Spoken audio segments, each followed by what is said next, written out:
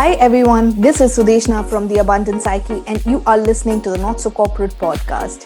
Here we talk about all of the not so corporate things we corporate entrepreneurs do within and outside our corporate lives.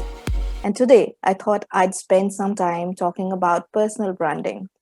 It's one of the most crucial things that you will do in your career that will set you apart from your peers, that will make you stand out in your industry. And it is something that to be honest with you, created quite unintentionally myself, but the effects have been just so resounding in my career that I can't help but share it with you. So you'll see that quite a lot of people out there, they seem to be knowing a lot of things. They seem to be coming up, their names seem to be coming up in your industry over and over again, and you have no idea how they got there.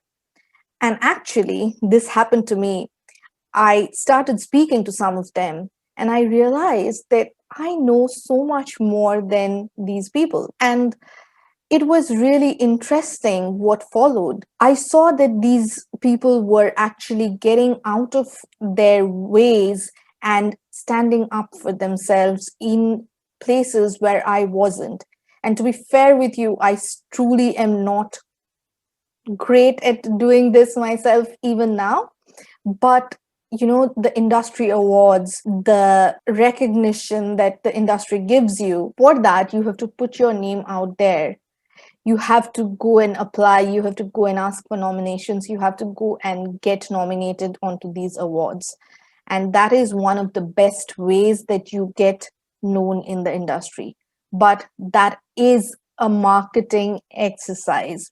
But there are other ways that you can actually find your personal voice and your personal brand. But it always, if you have been around for some time, you realize I always ask, why is it that you want to create your personal brand? And who are you within? What's your identity? What do you identify as? And who do you want to be identifying as 3 years from now, 5 years from now? Because you want to be ultimately making a personal brand that's sticky.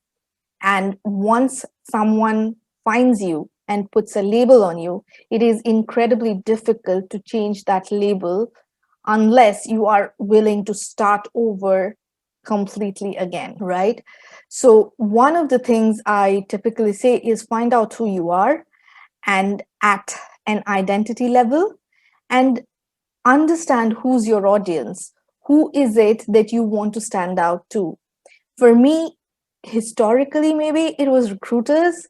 These days, it's more about how do I get to meet the people that I want to meet in my industry and be really thought of and looked at as a thought leader, right? And that might mean multiple things. One is taking a spot in the leadership conversations, taking charge of what I talk about in the technology landscape, taking charge of what I put out in the media on podcast interviews. And those are great opportunities to have actually real life conversation where you let people understand what you are about. Well, I can be on the list of top women in tech. That's great. And that is something that you should do.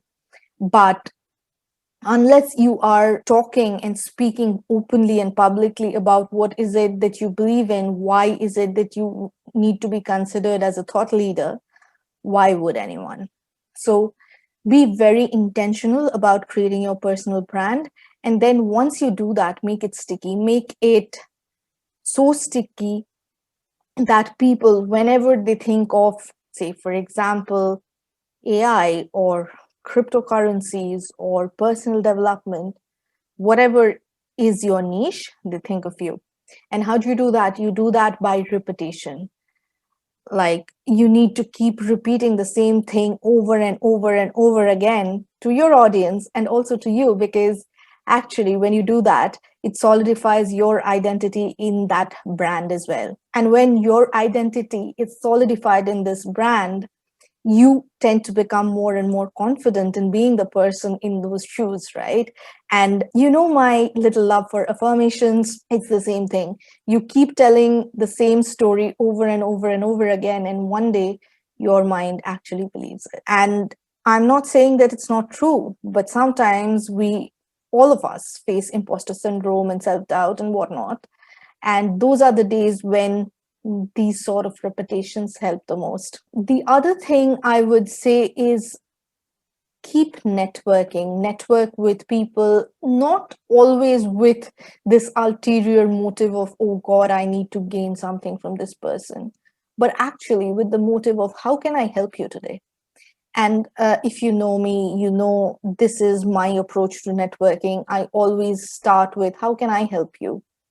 Is there something I can help you with? And the more you tend to help people, you see that doors open up for you, even without you asking for them to be opened up. And that's what I'd say helps your personal brand grow the most, because the first rule of building a personal brand, I think, in my opinion anyway, is don't be a jerk, right? That's the easiest way to grow your personal brand.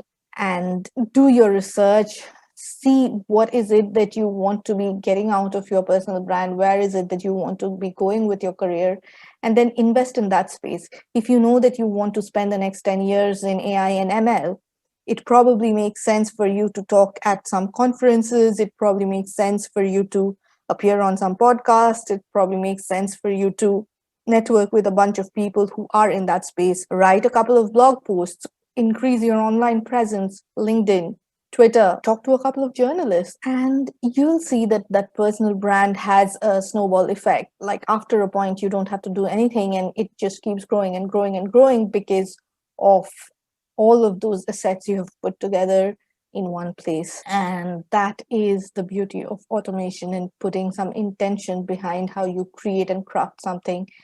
And that is the power of marketing as well. Call me what you will, but marketing is the single most effective way to cut through noise. And good marketing helps people. You have all of the knowledge in the world, but if you are not heard, what use is it to the world? And if you want to be helping the world, you have to be good at marketing. That's what I always keep telling my students. I keep telling my mentees. And that's what I'll tell you as well, that don't underestimate the power of marketing and personal branding. That's it from me today. This was a short episode. If you have any thoughts, if you want to chat with me, write back to me at sudeshna@theabundancepsyche.com, and I'll see you the next time. Bye.